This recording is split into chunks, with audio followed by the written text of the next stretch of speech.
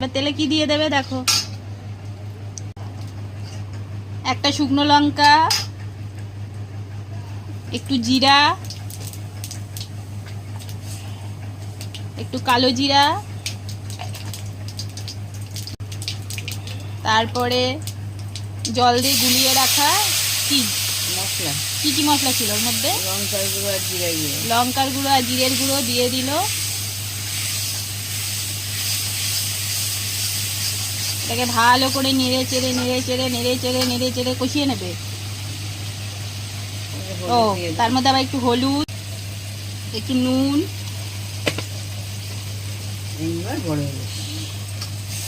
এইবার কিনে আনা টিপি ইলিশ থেকে মাছগুলো বেছে বেছে দিয়ে দেবে।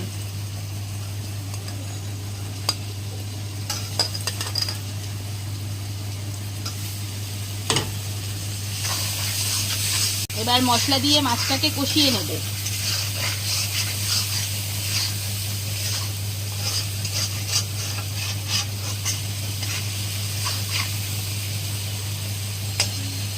দেখো কি সুন্দর লাগছে দেখতে।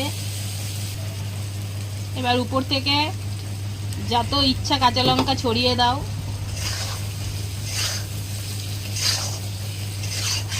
কম দিও না, পারলে বেশি দাও, যাতে তুমি জ্বলে পুড়ে শেষ হয়ে যাও, তাই তো মা? লঙ্কা দিলে জ্বলে যায়, যাতে আমরা সবাই জ্বলে পুড়ে শেষ হয়ে যায় সেই ব্যবস্থা এখানে তৈরি হচ্ছে। লঙ্কা দিলে টেস্টি হয়, লঙ্কা দিলে লোকে জ্বলে না। ঠিক আছে, দেখেছো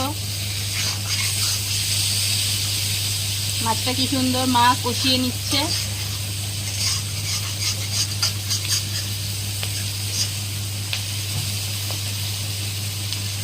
লঙ্কাগুলোকে আরো একটু নাড়িয়ে চাড়িয়ে ভেঙে চুড়ে নিচ্ছে যাতে ঝালটা ভালোভাবে হয়, যাতে খেতে ভালো হয়, টেস্ট হয়, যাতে আমাদের জ্বলতে সুবিধা হয়। জ্বলতে সুবিধা। মাছটা কষানো হয়ে গেছে, এবার ওতে জল দিয়ে দিচ্ছে। বেগুন খেতে ইচ্ছা মতো জল দিন, তারপর লাস্টে পোকা বেগুনগুলোকে দিয়ে দিন, ভালো করে ভেজে রাখা।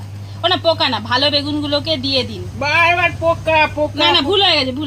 পোকা না, ভালো বেগুনগুলোকে দিয়ে দিন, ভেজে রাখা ভালো বেগুনগুলোকে দিয়ে দিন। তোর আমি ভিডিও করাবো কেন? ভিডিও করা এই পোকা বেগুন, ভালো বেগুন কি? না না না, ভালো বেগুন। আমি কোথায় পোকা, আমি ভালো বললাম তো। ঝোলটা ফুটে উঠলেই তৈরি হয়ে যাবে আমাদের টিপি ইলিশ দিয়ে পোকা বেগুনের ঝোল।